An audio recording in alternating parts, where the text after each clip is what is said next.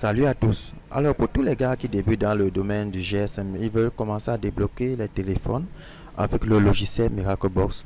Alors cette vidéo sera utile pour vous. Voilà. Donc déjà je tiens à préciser que le logiciel MiracleBox travaille sans connexion internet, donc hors connexion.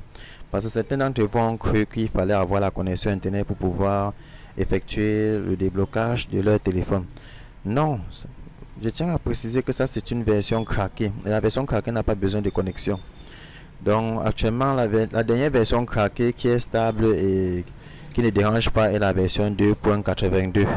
Les autres versions sont un peu instables. Et du coup, pour cette version, vous trouverez le lien de téléchargement en description de cette vidéo. Je tiens à préciser que le lien de téléchargement n'est pas payant. Donc c'est gratuit cette fois-ci. Vous allez trouver le lien en description. Et maintenant, une fois téléchargé, je pense que cette vidéo sera utile pour vous. Donc pour ceux qui sont débutants, il faut savoir que la plupart des fonctionnalités qui sont dans ce logiciel ne sont pas tous fonctionnelles. Donc il y a des options qui ne fonctionnent pas. Cela veut dire que en fait ces options là fonctionnaient auparavant sur les anciens téléphones, mais de nos jours, quand la sécurité des téléphones ont évolué ainsi que les versions, ces options ont été restreintes.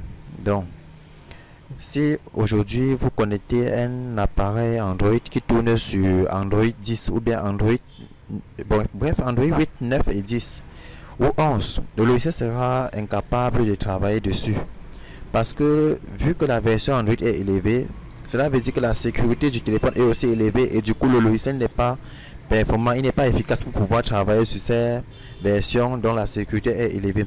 Parce que le logiciel, comme il est un crack, ça fait longtemps il n'a pas été mis à jour et du coup la sécurité aussi du logiciel, on peut dire les exploits du logiciel ne sont pas si efficaces, vous comprenez.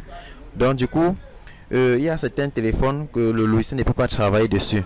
Je prends le cas des dernières sorties de Samsung. Par exemple, vous avez l'habitude de me proposer ou bien de me dire que vous avez des Samsung Galaxy A10, Samsung A20 qui est bloqué sur compte Google, vous voulez débloquer, et vous pensez que c'est à partir de l'option Samsung que vous allez effectuer le reset FRP dans le déblocage du compte Google. En fait, ça ne peut pas fonctionner parce que la fonctionnalité de FRP de Samsung qui se trouve dans le MiracleBox 2.82 actuel, ça ne fonctionne que sur les anciens modèles Samsung, des anciens modèles. Donc je prends le cas de Samsung J, comme les séries J, J3, etc. Pas forcément toutes les séries, ça dépend aussi du binaire du téléphone. Donc cela veut dire que ça ne veut pas dire que comme il y a Samsung dans le box, vous voyez l'option FRP que ça va fonctionner. Non. C'est pour vous dire que ça ne veut pas dire que toutes les options du logiciel fonctionnent. Il y a les options qui ne vont pas fonctionner sur les téléphones actuels en raison de la sécurité du téléphone. Je prends le cas des téléphones Android 8 dont les développeurs ou bien les fabricants, ils ont intégré la sécurité du bootloader. Donc ils ont verrouillé les bootloaders de ces nouveaux téléphones. Donc du coup pour le box en question, le logiciel ne peut pas débloquer le bootloader en automatique. Ça dépend. Il y a certains téléphones que ça peut débloquer, d'autres que ça ne peut pas. Donc vous comprenez un peu. Donc c'est pour dire que le logiciel ne peut pas faire tout votre travail comme vous pensez. En fonction des téléphones, si vous avez un téléphone un peu ancien, un téléphone par exemple qui tourne sur Android 4. Ou Android 5.6 ou 7. Même Android 8, déjà le logiciel peut déjà un peu faire le travail. Mais à partir d'Android 8 déjà, ça dépend du type de processeur. Si votre téléphone utilise un processeur Mediatek, à partir d'Android 8 déjà, vous devez toujours utiliser le DA5. Donc c'est un fichier binaire qu'on utilise pour pouvoir contourner, contourner le secure boot, c'est-à-dire le démarrage sécurisé. Donc ça permet de contourner la sécurité du bootloader.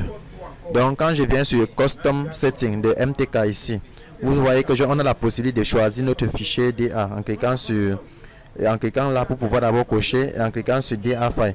En ce moment maintenant ça va ouvrir une fenêtre comme ceci.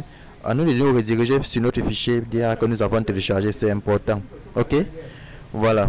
Donc dès lors que vous avez dans votre fichier DA, le logiciel maintenant pourra travailler sur les Android version 8, 9 et si possible 10. Donc comme je dis bien, c'est en fonction de la sécurité du téléphone. Chaque téléphone a sa part de sécurité et les logiciels craqués très souvent ont des difficultés pour travailler sur les téléphones dont la sécurité est récente. Raison pour laquelle on passe forcément par les box, parce que les box Les vrais box sont des programmes ou bien des apps, donc on peut dire des logiciels officiels dont vous avez payé la licence d'utilisation, et derrière il y a toute une équipe qui travaille pour ça, et cela veut dire que de jour en jour, quand les gars découvrent des failles, des exploits sur certains téléphones, ils vous donnent accès aux mises à jour, vous pouvez mettre à jour votre logiciel et bénéficier. Or, pour ceux qui utilisent des versions craquées, vous êtes vraiment limité. Donc voilà vraiment l'inconvénient, vous êtes vraiment limité.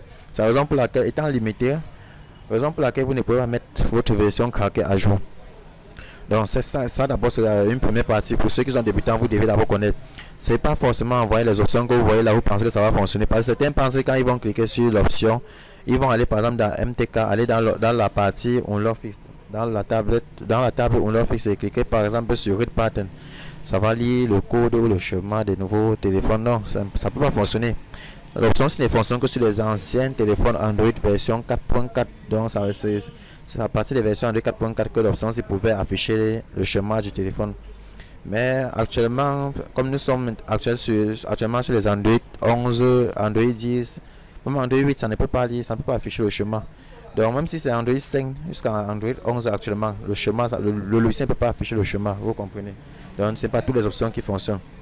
Donc j'espère que vous avez compris cette première partie. Je vais faire une deuxième partie pour expliquer certains détails également.